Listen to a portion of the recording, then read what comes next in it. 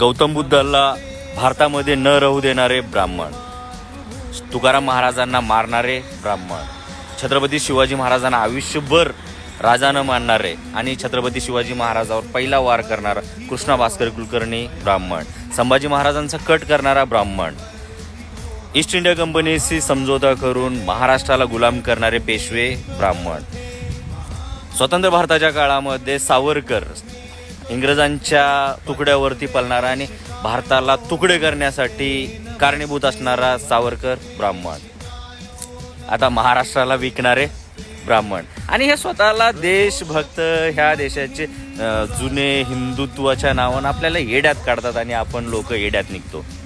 खरे हिंदू आणि हिंदुत्ववादी कोण आहेत?